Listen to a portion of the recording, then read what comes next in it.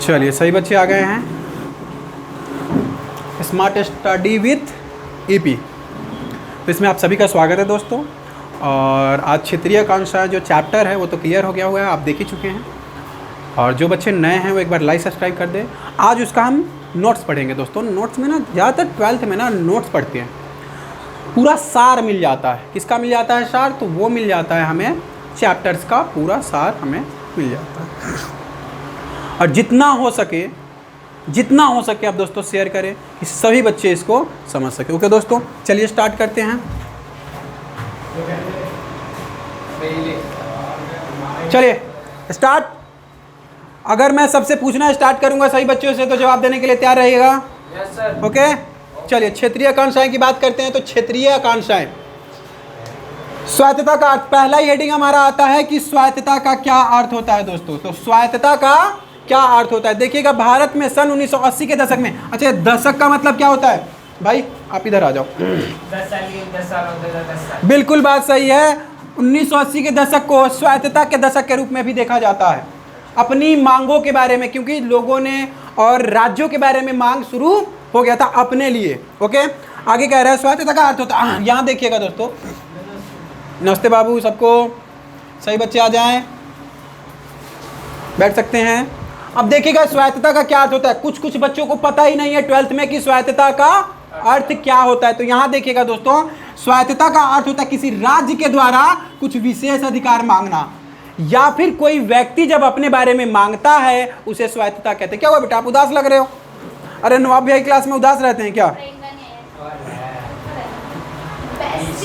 तो जितना हो सके दोस्तों इसको समझिए कि स्वायत्तता का अर्थ क्या होता है? राज्य के द्वारा कुछ विशेष अधिकार की मांग करना। बहुत सारे राज्यों को विशेष अधिकार मिला हुआ था, आपने देखा सबसे ज्यादा विशेष अधिकार मिला हुआ था जम्मू और कश्मीर को। देश में कई हिस्से में ऐसी मांग उठाई गई, कुछ लोगों ने अपनी मांग के लिए हथियार भी उठा लिए। बिल्कुल बात सही है, ऐसे बहुत से राज्य थे जिन्होंने अपनी मांग उठाने के लिए, अपनी मांगों को मनवाने के लिए सरकार के हिसाब से क्या उठा लिया था? सरकार के खिलाफ हथियार उठा लिए थे। तो अब पता चल गया स्वायत्तता का अर्थ क्या होता है दोस्तों? कुछ विशेष अधिकार मांगना। किसके द्वारा? राज्य के द्वारा। और ये मांगते किससे हैं दोस्तों? तो किससे मांगते हैं? सरकार से। केंद्रीय सरकार से। बिल्कुल बात सही, केंद्रीय सरकार से मांगते हैं। कंफर्म? बिल्कुल। चलिए आगे दोस्तों, कई बार संकीर्ण स्वार्थ हो। अब देखिएगा संकीर्ण स्वार्थ हो, छोटे मोटे स्वार्थ हो, विदेशी प्रोत्साहन आदि के कारण क्षेत्रीयता की भावना, जब अलगाव का रास्ता क्या होता है? जब एक देश के साथ ना होकर के किसी दूसरी देश की मांग होती है, उसे क्या कहते हैं? अलगाव कहते हैं। बिल्कुल, अलगाव का रास्ता पकड़ लेती है और तो यह राष्ट्रीय एकता और अखंडता के लिए गंभीर चुनौती बन जाती है। जैसे देखिए कौन सा देश, खालिस्तानियों ने अलगाव की मांग की थी ना। तो खालिस्तानियों ने जब अलगाव की मांग की तो वो क्या हुआ था? देश की अखंडता को तोड़ दिए, देश की अखंडता को तोड़ दिए। बिल्कुल बात सही है भाई। अब वो हमारे देश का हिस्सा नहीं है। उन्होंने क्या उठा लिया था? हथियार उठा करके अपने देश को आज़ाद करा लिया और उनकी मांगों को पूरा किया गया। आगे देखिएगा दोस्तों, अब आती है क्षेत्रीय आकांक्षाओं की बात। हेडिंग बाय हेडिंग देखते जाइएगा, बहुत ही ईजी है दोस्तों। क्षेत्रीय आकांक्षाएं क्या होता है? तो सबसे मेन इसमें देखिएगा, एक क्षेत्र विशेष के लोगों द्वारा। क्षेत्रीय आकांक्षाओं का मतलब क्या देखिएगा दोस्तों? एक क्षेत्र के विशेष लोगों द्वारा अपनी विशिष्ट भाषा, धर्म, सांस्कृतिक, भौगोलिक विशिष्टताओं आदि के आधार पर की जाने वाली विशिष्ट मांगों को क्षेत्रीय आकांक्षाओं के रूप में समझा जाता है। आदि मतलब अन्य चीजें हो सकती हैं, अन्य चीजें भी हो सकती हैं जिनकी मांग करते हैं एक राज्य के लोग, उसे ही कहते हैं क्षेत्रीय आकांक्षा। इतना कंफर्म है? सीधा सीधा कह रहा है कि एक विशेष क्षेत्र के लोग, यानी कि सिंपली बात है, पंजाब वाले हो गए, चाहे दक्षिण वाले हो गए। अभी तो मराठी ज़्यादा चल रहे हैं आजकल देख ही रहे हो महाराष्ट्र में क्या चल रहा है, हमारी भाषा बोलो वरना थप्पड़ खाओगे। वहाँ की राज्य सरकार एक नंबर निकम्मी सरकार है। राज्य सरकार एकदम निकम्मी सरकार है जो कुछ कर नहीं पा रही है। जब भाषा के आधार पर किसी को बांटना नहीं है, संविधान में साफ साफ लिखा हुआ है, तो ऐसा क्यों किया जा रहा है? ये सरकार की गलती है। तो ये समझ में आ गया दोस्तों क्षेत्रीय आकांक्षा। आगे बढ़ते हैं, अगला हेडिंग क्या कहता है? क्षेत्रीयता के प्रमुख कारण। अब देखिए प्रमुख कारण क्या हो सकता है? तो धार्मिक विभिन्नता। अब देखिए पंजाब में क्या हुआ है? धार्मिक विभिन्नता है, वहाँ पे ज़्यादातर सिख लोग रहते हैं। तो आप अपनी अलग मांग कर दिया। दूसरा है सांस्कृतिक विविधता, ये आपको ज़्यादातर नागालैंड की तरफ दिखाई देगा, तो इसके कारण किसी राज्य को अलग कर दिया जाता है। अगला है भौगोलिक विविधता, आप देख सकते हो जैसे कि सिक्किम भौगोलिक विविधता में सबसे नंबर 1 पे आता है, यहाँ से वहाँ घर होता है एक। आगे राजनीतिक स्वार्थ के कारण हो सकता है, असंतुलित विकास हो सकता है। इसका मतलब क्या होता है दोस्तों असंतुलित विकास का, कि उस राज्य के अंदर ठीक से विकास नहीं हो पा रहा है, इस कारण से वो क्या अलग मांग करना स्टार्ट कर देते हैं। क्षेत्रीयता, आगे कह रहा है क्षेत्रीय राजनीतिक दल इत्यादि, ये सब अलग अलग मांग करते हैं। मैं सभी बच्चों को कहूँगा बेटा ये सब ध्यान से पढ़ लो, इसमें एक एक हेडिंग के द्वारा किसी और का है, लेकिन अपना बनेगा धीरे धीरे धीरे धीरे। जैसे ही हमारे बच्चे सब्सक्राइब ज़्यादा करना स्टार्ट कर देंगे, जैसे जैसे हमारे बच्चे शेयर करना स्टार्ट कर देंगे, ग्रो होता जाएगा चैनल, आप लोग के लिए और भी अच्छी अच्छी चीज़ें उपलब्ध कराई जाएगी।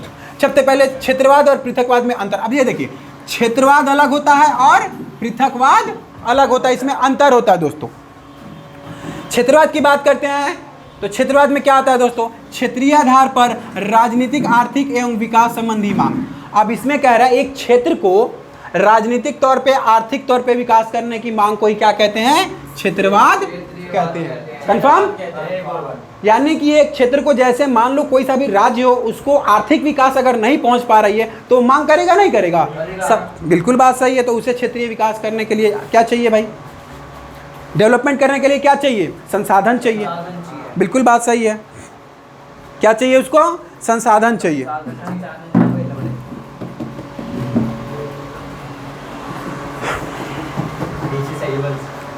चलिए बहुत अच्छी बात है, नए नए बच्चे भी हैं। चलिए इधर पृथकवाद क्या है, पृथकवाद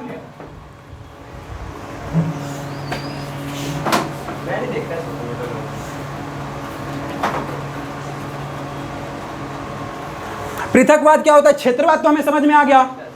क्षेत्रवाद क्या है कि अपने क्षेत्र के लिए जो मांग करते हैं विकास करने के लिए। अब सिंपल सी बात है, एक बच्चा 12th में है, उसको विकास करने के लिए क्या क्या चीज चाहिए, पेन, कॉपी, किताबें, और कुछ चाहिए, बताइए क्या क्या चीज, कलम मैंने बोल दिया है बेटा। और अगर उससे वो विकास नहीं कर पाता है तो जिंदगी में कुछ नहीं कर पाता है, वो पैसा खुद कमा लेगा। कलम, किताब, कॉपी ऐसी चीज है ना, वो ऐसे शेरनी का दूध है, वो शेरनी का दूध है, और जो उसको पिएगा वो दहाड़ेगा जरूर। एजुकेशन, शिक्षा वो शेरनी का दूध है कि दहाड़ेगा जरूर, जो पिएगा वो पिएगा। तो ओके चलिए, अब पृथकवाद की बात करते हैं। किसी क्षेत्र का देश से अलग होने की भावना होना या मांग करना, उसे क्षेत्रवाद नहीं, पृथकवाद कहते हैं। अब एक बात बताइए, पृथकवाद में सबसे पहले कौन सा ऐसा देश आता है जो अलग हुआ है भारत से, तो वो खालिस्तान है। कंफर्म, खालिस्तान ने क्या किया था, देश से अलग होना चाहा और वो अलग भी हो गया, तो उसे हम क्या कहते हैं, पृथकवाद। सिंपल सी बात है, पृथकवाद का मतलब अलग लिख लीजिएगा, अलग। पृथक का मतलब क्या होता है दोस्तों, अलग। क्षेत्र का मतलब एक जगह। ओके चलिए आगे बढ़े। हाँ, इसको भी अलगाववादी कह सकते हो। आगे जम्मू एंड कश्मीर मुद्दा, ओहो सबसे मेन चीज। अच्छा दोस्तों एक बात बताओ, जम्मू और कश्मीर मुद्दा, जम्मू को और कश्मीर को एक करने के लिए कौन गया था, भारत, सरदार वल्लभ भाई पटेल नहीं गए थे, यही तो गलती हो गई थी उनसे। पंडित जवाहरलाल नेहरू गए हुए थे, और ये सबसे बड़ा मुद्दा फंसा करके चले हैं। वो भी लौह पुरुष की तरह बनना चाहते थे कि हम भी देश में क्या करेंगे, एकता लाएंगे, सभी राज्यों को विलीन करेंगे अपने भारत के अंदर। एक काम तो ठीक से हुआ नहीं।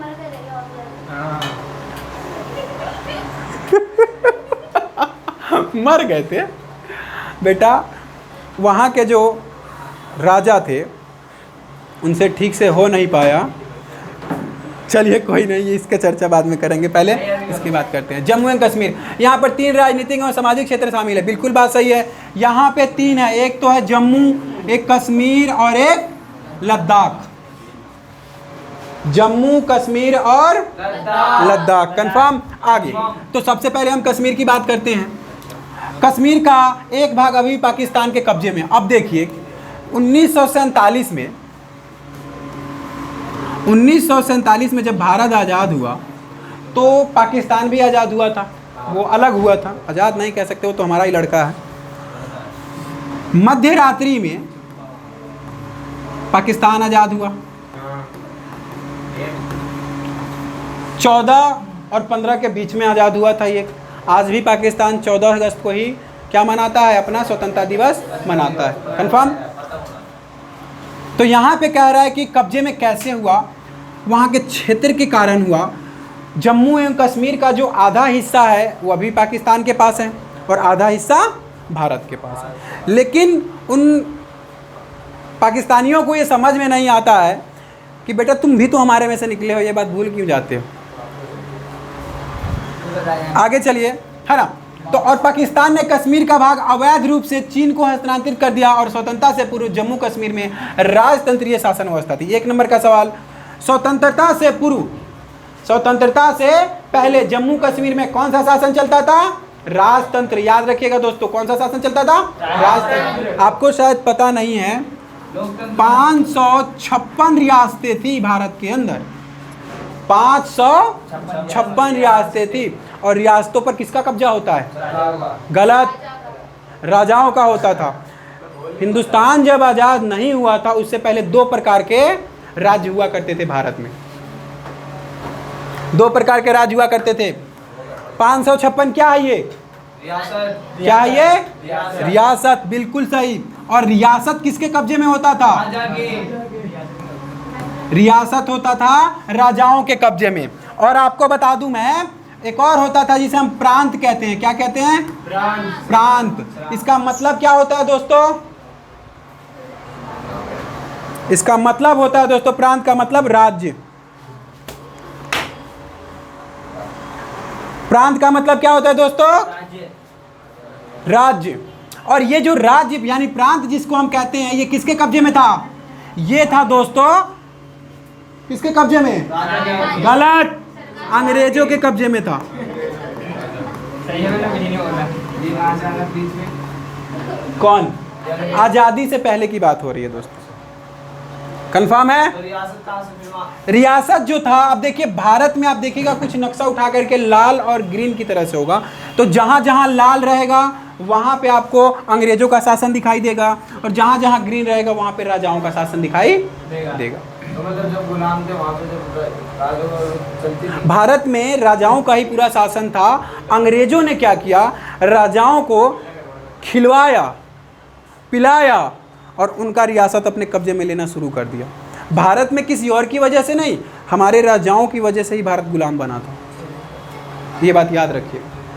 ये इतने लालची हुआ करते थे कि गोरी चमड़ी के बहुत ज़्यादा ये लोग शौकीन हुआ करते थे। मैं आज लाइव बोल रहा हूँ, लेकिन ये राजा ठरकी हुआ करते थे। ठरकी 1 नंबर की। मनीष की तरह। वही बात है, कल जा दूँ मैं, बोल दूँगा वीडियो में कुछ, क्या बोलेगा? बोल दिया मैंने तो।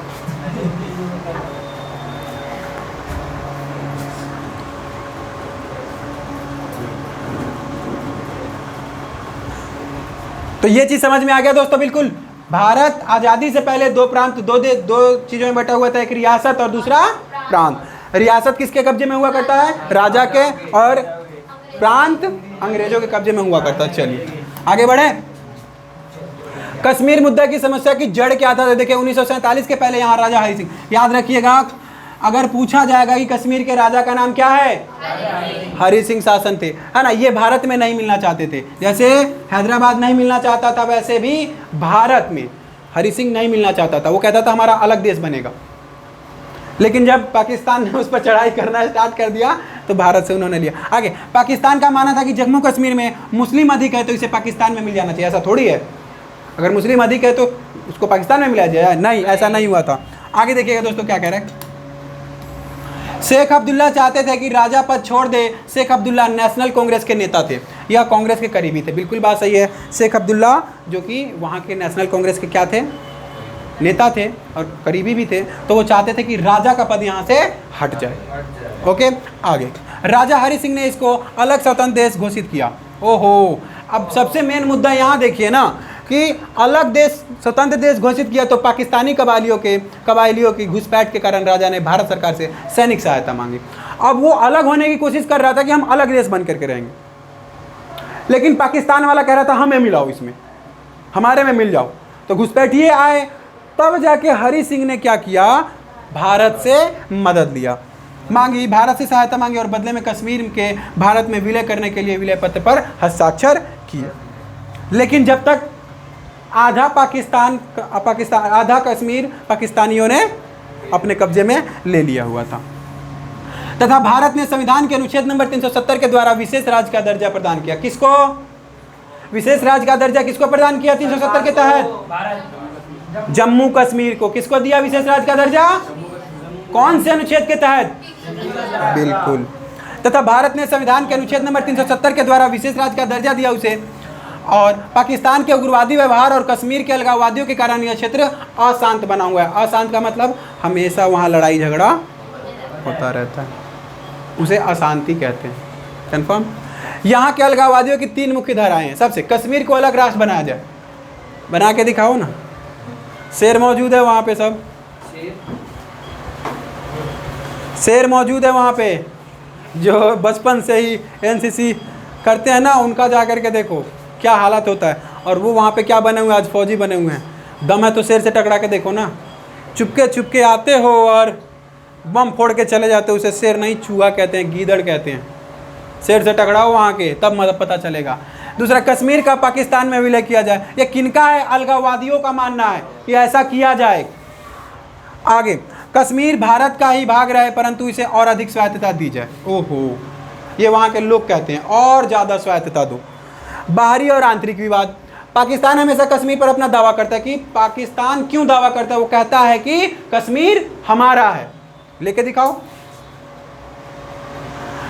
आगे, 1947 युद्ध में कश्मीर का कुछ हिस्सा पाकिस्तान के कब्जे में आया, जिसे आज़ाद कश्मीर या पीओके भी कहा। बिल्कुल बात सही है, पीओके। इसे 370 के तहत अन्य राज्यों से अधिक स्वायत्तता दी गई हुई है। 370 जो राज्य का दर्जा दिया गया हुआ था, लेकिन अब 370 खत्म हो गया। हमारे माननीय प्रधानमंत्री श्री नरेंद्र मोदी जी ने क्या किया है? 370 को समाप्त कर दिया। अब समाप्त किया है तो सिंपल सी बात है, अब वो सेम राज्य की तरह हो गया, लेकिन वहाँ टेरिटरी बना दिया। आगे, 1948 के बाद की राजनीति। पहले सीएम शेख अब्दुल ने, अब 1 नंबर का सवाल भी आ सकता है कि कश्मीर के पहले सीएम कौन थे? बिल्कुल, भूमि सुधार, जन कल्याण के लिए काम किया। किस किस चीज के लिए काम किया था? भूमि सुधार और जन कल्याण के लिए। कश्मीर को लेकर केंद्र सरकार और कश्मीर सरकार में मतभेद होते रहे, झगड़ा हमेशा होता रहा। 1953 में शेख अब्दुल्ला बर्खास्त कर दिए गए, हटा दिया गया उनको।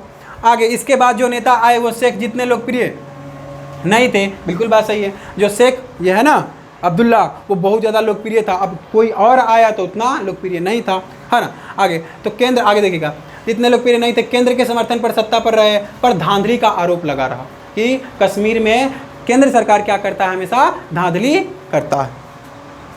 1953 से 1974 तक कांग्रेस का राजनीति पर असर रहा। बिल्कुल बात सही है। जब भारत का इतिहास उठा करके देखिएगा आप राजनीतिक का, तो आपको पता चलेगा कि 1953 से लेकर के 1974 तक भारत के ऊपर केंद्र सरकार में किसकी शासन व्यवस्था थी? कांग्रेस सरकार की थी, और वो सभी राज्यों पर अपना कब्जा जमाए बैठा हुआ था। आगे कह रहा है कि 1974 में इंदिरा ने शेख अब्दुल्ला से समझौता किया और उन्हें सीएम बना दिया।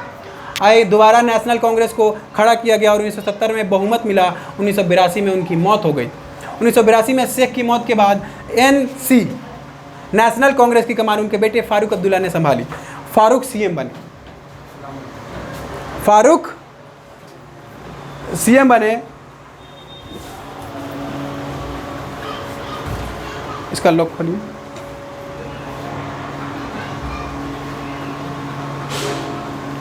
भाई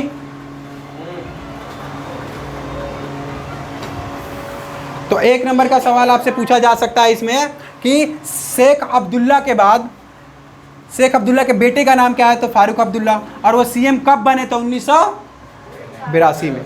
कंफर्म। 1986 में केंद्र ने नेशनल कांग्रेस से चुनावी गठबंधन किया और जाकर के वो मिल गया। पंजाब संकट की बात करते हैं। अभी तक तो हमने किसके बारे में जाना? कश्मीर मुद्दा के बारे में, छोटे छोटे बातों से। अब पंजाब संकट की बात करते हैं। 1920 के दशक में गठित अकाली दल, 1 नंबर का सवाल, अकाली दल कब गठित हुआ? 1920 में। कहाँ पर? पंजाब में। अकाली दल ने पंजाबी भाषी क्षेत्र के गठन के लिए आंदोलन चलाया, जिसके परिणाम स्वरूप पंजाब प्रांत से अलग करके सन 1966 में हिंदी भाषी क्षेत्र हरियाणा तथा पहाड़ी क्षेत्र हिमाचल प्रदेश बनाए गए थे। आगे, अकाली दल ने से सन 1973 के आनंदपुर साहिब सम्मेलन पंजाब के लिए अधिक स्वायत्तता की मांग उठी। पंजाब के लिए ज़्यादा स्वायत्तता की मांग कब उठी थी और कहाँ पर? 1973 में। कहाँ? आनंदपुर में। बिल्कुल बात सही। पंजाब के लिए अधिक स्वायत्तता की मांग उठी। कुछ धार्मिक नेताओं ने स्वायत्त सिख पहचान की मांग की और कुछ चरमपंथियों ने भारत से अलग होकर के खालिस्तान बनाने की मांग की। खालिस्तान का मतलब क्या होता है दोस्तों? अलग देश। उन्होंने मांग की थी खालिस्तान। हाँ, ये कौन थे? चरमपंथी। चरमपंथी का मतलब आप कह सकते हो एक प्रकार से उग्रवादी, आतंकवादी, जो कि अपने लिए अलग देश की मांग करते। तो उन्होंने एक देश बनाया अपना, खालिस्तान। बिल्कुल। अब उनको भगाने के लिए कहां से? स्वर्ण मंदिर से क्या चला था? ऑपरेशन कब चलाया गया? किस लिए चलाया गया?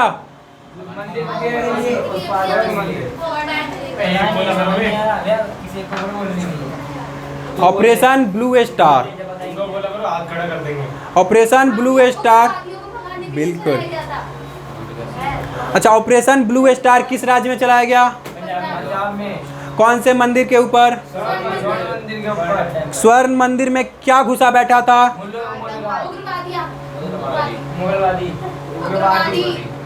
उग्रवादी घुसे पड़े हुए थे जो खालिस्तान की मांग कर रहे थे। उनको हटाने के लिए क्या चलाया गया? बिल्कुल सही। किसके द्वारा? केंद्र सरकार के द्वारा। किसके द्वारा? सन 1980 के बाद अकाली दल पर उग्रपंथी लोगों का नियंत्रण हो गया अकाली दल में, और इन्होंने अमृतसर के स्वर्ण मंदिर में अपना मुख्यालय बनाया। सरकार ने 1984 में उग्रवादियों को स्वर्ण मंदिर से निकालने के लिए सैन्य कार्रवाई ऑपरेशन। 1 नंबर का सवाल 1984 में है दोस्तों। ऑपरेशन ब्लू स्टार 1984 में चलाया गया है। अभी कह रहे आप 1980 अकाली दल चलाया गया था। इसीलिए कहता हूँ कुछ समझो आगे, यहाँ पे भी देखा करो। से कुछ काम है। चलिए, इंदिरा गांधी के तब उसी के एवज में जब इंदिरा गांधी वो उस वक्त में जब प्रधानमंत्री थी, तो पंजाबियों को लगा कि उनके ऊपर हमला हुआ है। और किसने किया ये हमला? सेंट्रल गवर्नमेंट ने किया। वहाँ पे क्षति पहुँचाई गई। तो वहाँ के जो निवासी थे वो कह रहे थे कि नहीं, इंदिरा गांधी ने गलत किया है। इंदिरा गांधी ने गलत किया है। क्या गलत किया है? तो वो लोग कहते थे कि हमारे मंदिर को नुकसान नहीं होना चाहिए। इस सैन्य कार्रवाई को सिखों ने अपने धर्म विश्वास पर हमला माना, जिसके बदला लेने के लिए 31 अक्टूबर 1984 को इंदिरा गांधी की हत्या की गई। तो दूसरी तरफ उत्तर भारत में सिखों के विरुद्ध हिंसा भड़क उठी। 1 नंबर का सवाल, इंदिरा गांधी की हत्या कब हुई? 31 अक्टूबर 1984। चलिए, पूर्वोत्तर भारत की बात करते हैं दोस्तों। बड़ा अच्छा तुम लोग ठिठियाते हो बे। ये मतलब क्या है? दांत पीले पीले, भेजे में पता नहीं क्या घुसा हुआ, और हंसते बड़ा अच्छा हो आप लोग। 12th क्लियर कर लो ठीक ठाक से। जब पेपर देने चले जाओगे ना किसी सरकारी ओहदे का, तब कहना कि भैया हमें कितना अच्छा कहते थे कि पढ़ लो पढ़ लो पढ़ लो। हम उस वक्त में तो मज़े लेते रहते थे। तो आज के मज़े बेटा अगली बार सज़ा बनेगा, ये बात याद रखना। और अभी जो पढ़ने में सज़ा काट लिया वो आगे चल के मज़ा काटेगा। ये तो ज़िंदगी का रिवाज है। आगे इधर देखिए, पूर्वोत्तर भारत की बात कर रहा हूँ। इस क्षेत्र में 7 राज्य है जिसे भारत की 4% आबादी रहती है, क्योंकि ये जो राज्य है ना 7, इसमें बहुत कम लोग रहते हैं, और इसे 7 बहनें भी बोला जाता है, 7 सिस्टर्स। और एक भाई है, उसका नाम क्या है? सिक्किम। कंफर्म? सबसे ज़्यादा कम आबादी किस राज्य में? सिक्किम में। सबसे ज़्यादा कम आबादी सिक्किम में। कंफर्म? हाँ, सिक्किम में, एक पाकिस्तान में। तो लड़का ऐसे बच्चे अगर एसएससी के बोर्ड के पेपर देने, एसएससी का पेपर देने जाएं, पता है क्या कहेंगे? एसएससी का फुल फॉर्म क्या है? तो बस क्वाइट। और चलिए आगे बढ़ते हैं। यहाँ की सीमाएं अब देखिएगा, चीन, म्यांमार, बांग्लादेश और भूटान से लगती है। उन 7 राज्यों का अंतर्राष्ट्रीय सीमा है। अब पूछा जाएगा कौन कौन से राज्यों का अंतर्राष्ट्रीय सीमा से, तो 7 बहनों का नाम ले लेना। और देश कौन कौन सा है? चीन, म्यांमार, बांग्लादेश और भूटान। आगे तो यह क्षेत्र भारत के लिए दक्षिण पूर्व एशिया का प्रवेश द्वार है। वो देश का प्रवेश द्वार है, इधर ही आते हैं। संचार व्यवस्था, लंबी अंतर्राष्ट्रीय सीमा रेखा आदि समस्या यहाँ की राजनीति को संवेदनशील बनाती है। पूर्वोत्तर भारत की राजनीति में स्वायत्तता की मांग, अलगाववादी आंदोलन तथा बाहरी लोगों का विरोध मुद्दा प्रभावी रहा। बिल्कुल बात सही। स्वायत्तता की मांग क्या है बताइए भाई? सबको क्लियर दिखाई दे रहा है? हमारे जितने भी यूट्यूबर्स भाई हैं सबको क्लियर दिखाई दे रहा है? कोई दिक्कत तो नहीं है? हाँ, मेरा चेहरा थोड़ा सा लाइटिंग की प्रॉब्लम है, तो हो जाएगा। बस आप लोग एक बार लाइक, कमेंट और शेयर जरूर करें, और चैनल को नए तो सब्सक्राइब करें। ओके, चलिए। आज़ादी के समय मणिपुर एवं त्रिपुरा को छोड़कर पूरा क्षेत्र असम कहलाता था। किन किन चीज़ों को छोड़ करके? मणिपुर और त्रिपुरा को छोड़ करके बाकी सबको क्या कहते थे? जिसमें अनेक भाषाई जनजातीय समुदाय रहते थे। वहाँ पे कौन सा रहता था? जनजातीय समुदाय। इन समुदायों ने अपनी विशिष्टता को सुरक्षित रखने के लिए अलग अलग राज्य की मांग की। आप देखोगे तो वहाँ पे जा करके अभी भी कुछ ऐसे समुदाय हैं जो कि प्राकृतिक पर निर्भर रहते हैं, और ऐसे ऐसे समुदाय को तो मैं सैल्यूट करता हूँ। आज तुम्हारी हमारी तरह नहीं है जो कि प्रकृति को सिर्फ नुकसान पहुँचा रहे हैं। वो लोग प्राकृतिक से उतना ही लेते हैं जैसे आखेटक आज भी है।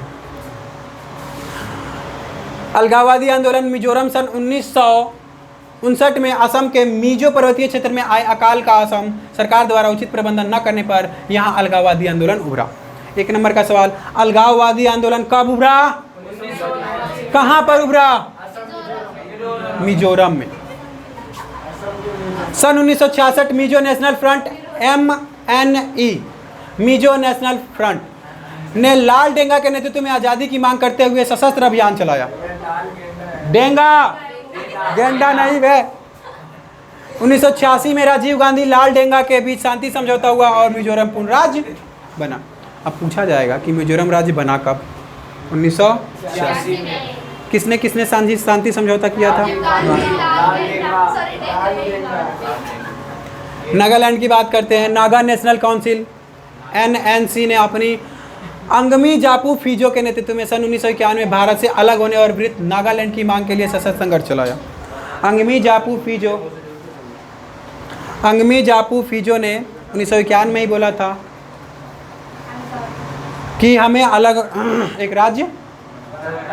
बचपन में जब हम गांव में पढ़ा करते थे 5वीं 6वीं में, हाँ 6वीं नहीं 5वीं तक, तो नागालैंड के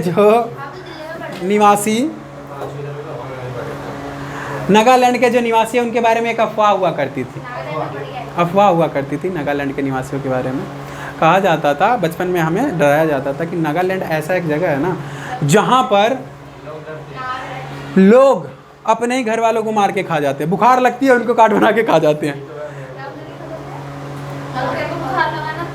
ये हमें डराने के लिए ऐसा बताया जाता था कि नागालैंड कभी मत जाना, वहाँ के लोग बड़े खतरनाक हैं।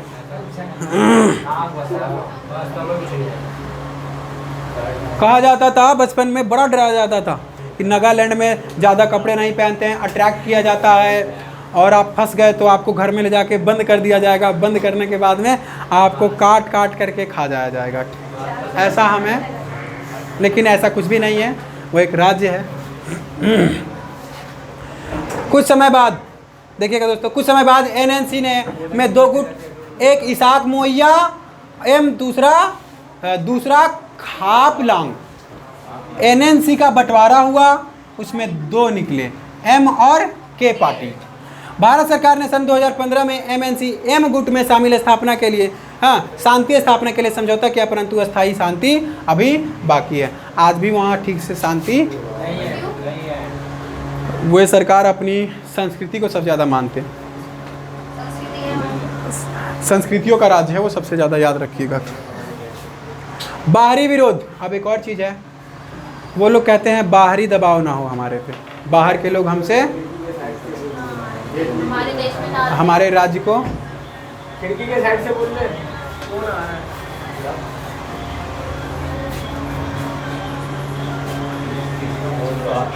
साइलेंट तो कर सकता है ना। देखा तो किसका है? रिचार्ज ना करवा।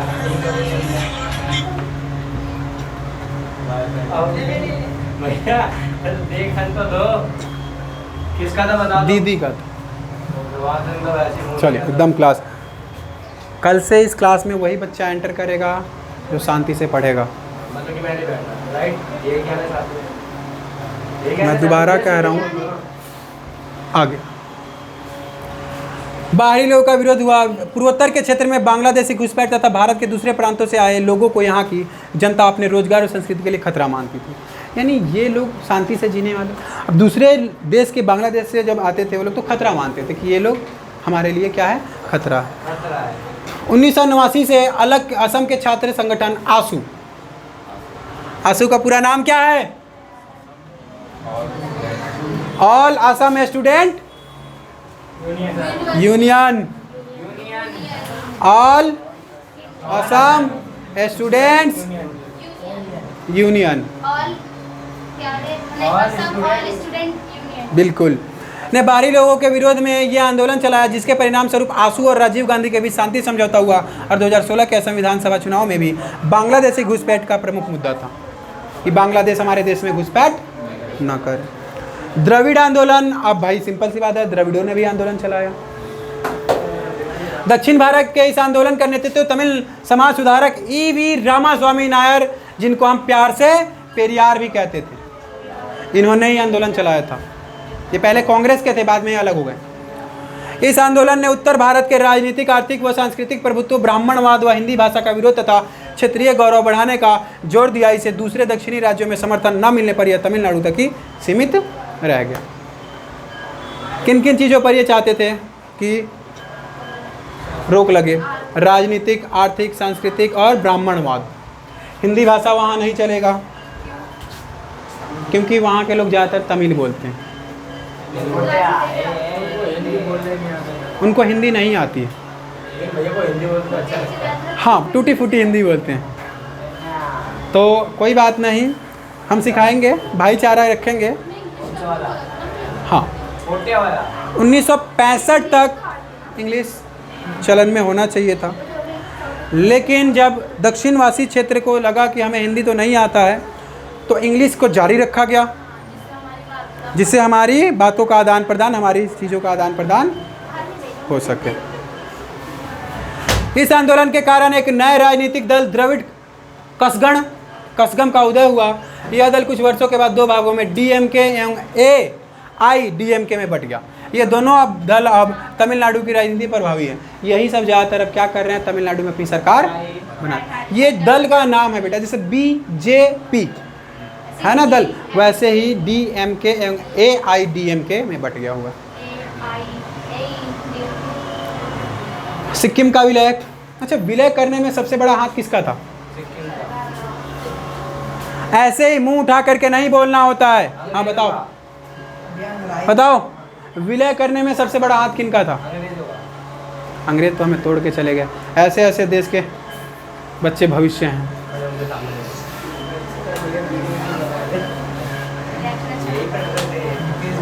लौह पुरुष सरदार वल्लभ भाई पटेल। मैंने बोलने की कोशिश करी, किसी ने बोला भी नहीं। आप लोग अभी इतने छोटे हो।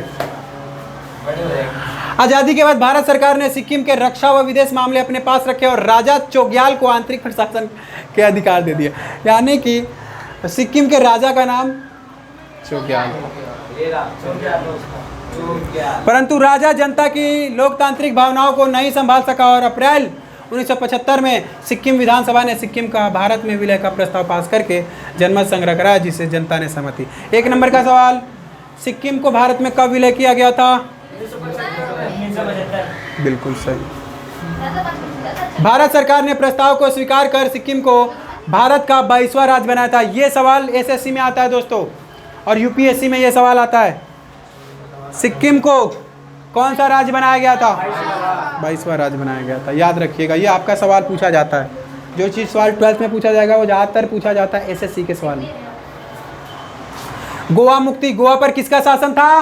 पुर्तगाल का। किसका? बिल्कुल सही। गोवा, दमन और दीव 16वीं सदी से पुर्तगाल के अधीन थे और 1947 में भारत की आज़ादी के बाद भी पुर्तगाल के अधीन है। दोस्तों ये बहुत ही शॉर्ट फॉर्म में है, इसको अगर पढ़ लिए तो मज़ा ही आ जाएगा। वीडियो भी देख लूंगा ना। बिल्कुल बिल्कुल बिल्कुल।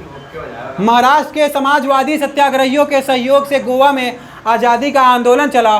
दिसंबर 1961 में भारत सरकार ने गोवा में सेना भेजकर आज़ाद कराया और गोवा दमन द्वीप को संघ शासित क्षेत्र बनाया गया। गोवा को महाराष्ट्र में शामिल होने या अलग बने रहने के लिए जनमत संग्रह जनवरी 1967 में कराया गया और 1987 में गोवा को राज्य बनाया गया। गोवा को। अगला बस आखिरी हेडिंग है हमारा, आज़ादी के बाद से अब तक उभरी क्षेत्रीय आकांक्षाओं से सबक।